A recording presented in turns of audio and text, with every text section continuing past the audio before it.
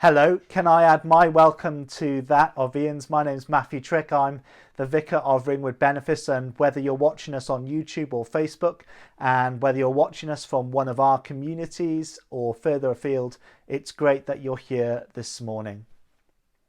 We were made for connection with each other. Think about it for a moment. We are formed, connected to our birth mother. We are born to people who we hope will love and care for us. Certainly that was my experience, but I'm mindful it's not everyone's. We become connected to people who share our passions, who have children at the same school, who work in the same office or live in the same street. We feel connected to those with whom we share a goal or a vision. We were made for connection.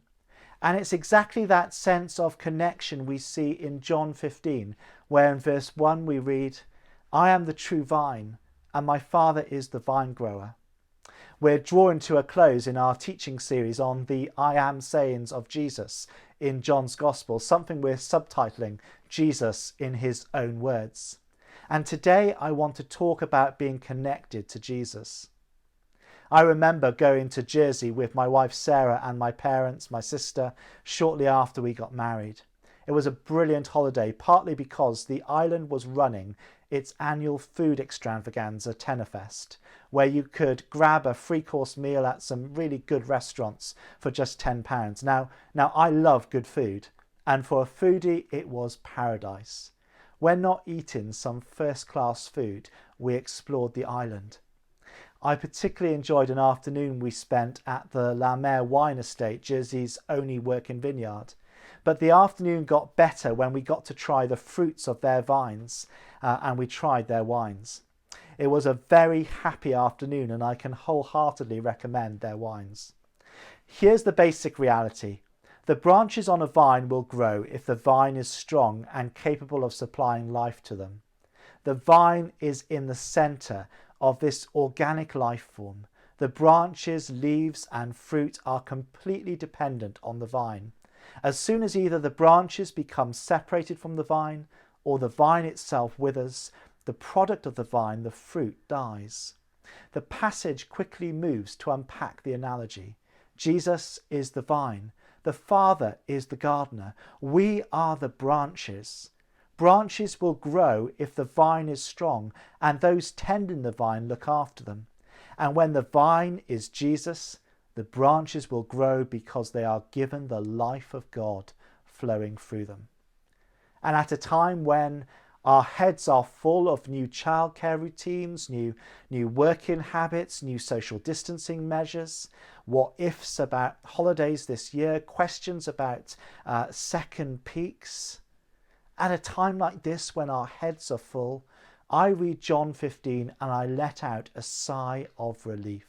Why? Because if we want the life of God to flow through us, like a branch connected to the vine, we don't have to do anything other than remain connected to Jesus.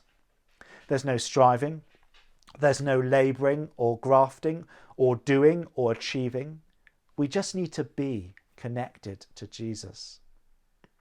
I was sharing with our Going Deeper group in the week a quote from the Bible commentator William Barclay, who wrote, "There comes a time where we have to believe where we cannot prove, and to accept where we cannot understand. If in the darkest hour we believe that somehow there is a purpose in life, and that purpose is love, even the unbearable becomes bearable, and even in the darkness there is a glimmer of light." And I share that quote because just being in Jesus as a Christian might sound countercultural. Our society conditions us to have the body beautiful, or to feel we ought to have the body beautiful. So we have to eat well and exercise regularly. Our society conditions us to achieve success at work, and so we have to gain experience and qualifications. We have to put in hours of slog to try and make it. In other words, our society conditions us into thinking that doing is the pathway to success. That doing is the pathway to success. Now, some of you are watching this and you know me. And you will know that I'm an activist by nature. I'm wired to be a doer. And so just being doesn't come naturally to me. But there is a message in John 15 for our time, and it's a serious message, and it's to do with burnout. That term did not always exist. It certainly didn't exist as prevalently today when I was younger as it does today. I was born in 1981, and I can still remember the ban on Sunday trading. I remember the sense of balance that people had for the most part. They worked during the week, and then unless they were doing shifts or something, they rested at weekends. The news came on at set points of the day, and if you missed EastEnders on a weeknight, there was no on-demand that you could click. You had to wait until Sunday afternoon for the omnibus. Now, don't get me wrong, change is natural, and for the most part, I believe it to be good. But here's the thing we have lost. We have lost our sense of balance. We are inundated by things on demand, and we're inundated by more information than our minds can process. Friends, burnout comes when we allow ourselves to become emotionally and physically bankrupt. And against the backdrop of an ever-increasing mental health crisis and rate of burnout, the answer is not to do more. It's not to take 10 steps to discover happiness or 8 steps to supreme productivity. We need as a nation to let out a corporate sigh, let our shoulders sag, take some deep breaths and get connected to Jesus and just be in him. Let his life flow into our veins, through our bodies and out into the world. We need to do less and be more. If you want to write that down, we need to do less and be more. Faith and faithfulness are actually refreshingly simple. It only becomes hard when we don't allow the life of God, the life of the true vine, to flow through us. In John 15 verse 2 we read, "He removes every branch in me that bears no fruit. Every branch that bears fruit he prunes to make it bear more fruit." Now, depending on which version of the Bible you read, verse 2 starts with words like he removes, or he cuts off, or he takes away. And those words might sound a bit disconcerting. Is Jesus about to cut me off if I don't meet the standard, if I don't achieve a certain level of fruitfulness? The answer is a resounding no. But to indulge in a brief tangent, whenever we arrive at a verse in the Bible where we feel uncomfortable or we don't quite get it, we need to take that verse and ensure it holds up to what the Scripture tells us of the character of God. In the case of John 15 verse 2, we need to understand the Greek behind the words removed or cut off or takes away. The Greek word being used is airo, A-I-R-O, and it means to lift up. When the Gospel writer John talks about removing, cutting or taking away, he doesn't mean that people who don't meet the standard and produce the goods will be rejected by Jesus. John is actually saying that these branches will be lifted up to Jesus. Jesus, as the vine, is the source of life to the branches. Where the branches are not producing fruit, the Bible tells us that Jesus lifts up these branches to himself. There they are closer to Jesus.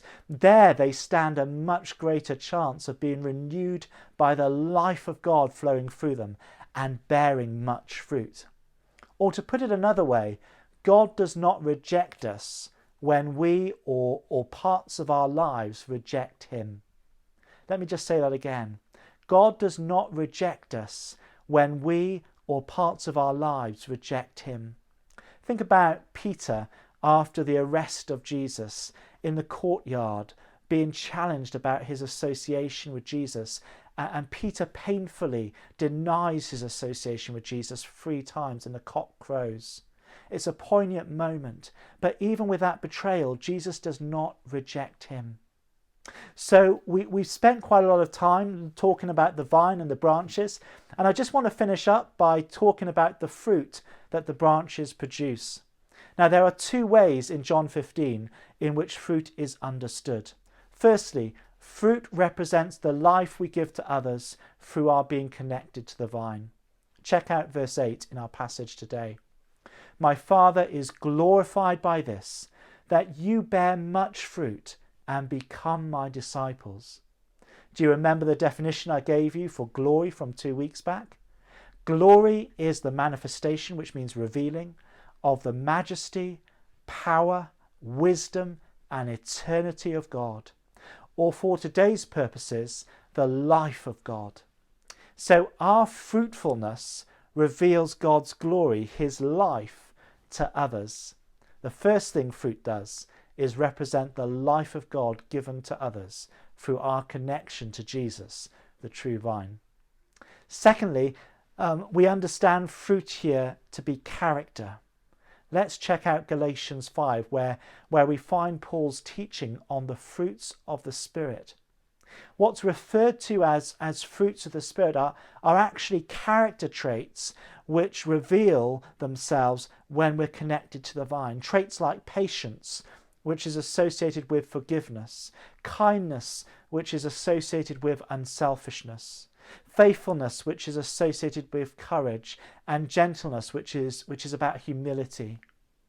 Now, there are many books, podcasts, YouTube videos, TED Talks that offer step processes to achieving these character traits. Things like 8 steps to releasing your inner potential, or 3 keys to self-esteem, or 10 practices for a happy life. And don't get me wrong, using step processes can be a great way to unlock change and growth in your life. I've used them myself. But here's the thing. All the step processes to better character are based on the assertion that we need to take our being and do something more in order to become a better being. In other words, it's the doing that is the key. When Jesus says, I am the true vine, he offers us a completely different and countercultural approach. Look at verse 4. Abide in me as I abide in you. Just as the branch cannot bear fruit by itself unless it abides in the vine, neither can you unless you abide in me. Rather than doing, rather than striving, labouring, or grafting, with Jesus we are just invited to abide. We are just to remain connected to the life-giving vine, which is Jesus Christ. And friends, as I finish up, I just want to invite you to be still. I don't know where you are, where you're listening from, but if you can hear birds or the sound of life around you, I want you to tune into that life. If you've got thoughts racing through your mind at 60 miles an hour, as best you can, and if you can't, don't worry, but as best you can, I just want you to focus right now on inviting Jesus to let his life flow into yours. I want you to imagine yourself as the branch connected to the true vine. And if you're able, I want you to imagine the life of God flooding through the vine and into your life. And then by extension, I want you to imagine taking that life of God with which we're filled and letting it leak, flood out into the world around us. Flood out into our families, into our homes, into our neighbourhoods, our communities, into the lives of the broken and the hurting, into the lives of the poor and the oppressed. And I want you to imagine that life of God flooding through us and filling the whole world. Praise be to you, O God. Amen.